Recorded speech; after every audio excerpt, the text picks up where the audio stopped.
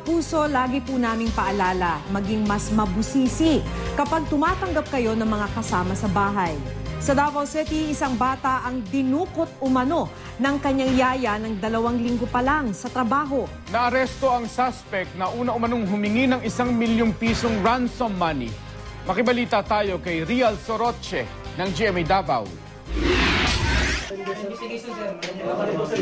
Napayakap na sa kanyang anak ang amang si Ben, di niya tunay na pangalan, nang maibalik sa kanya ang bata matapos kidnapin umano ng yaya nito kahapon ng umaga. Kwento ng ama ng bata, inihatid niya ang nakatatandang anak sa paaralan ng umagang iyon. Kakaalis lang din daw noon ng kanilang ina papuntang Dubai. Pagbalik niya sa kanyang bahay sa Julieville Subdivision, Barangay Tigato, Davao City, nawawala na ang kanyang 2 taong gulang na babaeng bunsong anak, pati na ang yaya nito. Magtuwis lang to sa mua niya, walay mga papilis. Di dawat ninyo kayo. O gidawat na kay hinid man na mo nga kuan. Dinalian jud ba? Kay luhoy man pud, nagpakailuhoy man. Nakatanggap daw ng text message ang pamilya ng bata mula sa suspect at humihingi ito ng 1 milyong piso kapalit ng pagbabalik sa biktima. Kalaunay binabaraw ng yaya sa 10,000 piso hanggang sa maging 1,000 piso na lang ang hininging ransom. Sumang-ayon naman ang pamilya ng biktima at inihulog ang pera sa isang money remittance center. Bago sila naghulog ng pera, naisumbong na ang pangyayari sa pulisya at kaagad silang nagkasa ng entrapment operation.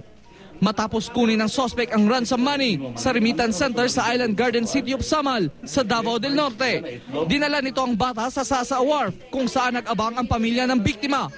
Pero nang nakuha ang bata, sumalakay na mga pulis at naaresto ang suspect. Actually, on the initial investigation, mag-isa lang daw siya. Initiative lang niya na ito dahil gusto niya magkaroon ng malaking pera. But hindi pa tapos yung investigation natin. Ayon sa lolo ng bata, nagpakilala ang suspect sa pangalang Jennifer Castro nang mag-apply ito bilang yaya. Gusto siya magkaroon ng katabang dito sa agency. Pag-abot na sa agency, sir, kaning katabang ni dito na sa gawas. Kaya wala magidawat sa agency, kaya wala yung mga pertinent papers. Kaya ang yadalabay dito ra. Inaalam pa ang buong pagkakakilanlan ng suspect na nakakulong ngayon sa Buhangin Police Station. Inihahanda na ang mga reklamong isasampa laban sa kanya. Tumanggi siyang magbigay ng pahayag. Umaasa ang mga magulang ng biktima na hindi na muli makapambibiktima pa ang suspect. Payo naman ng pulisya sa mga magulang. I-situate mo na ang background check ng mga maids, no? Would-be maids. So kailangan ng may data, police clearance.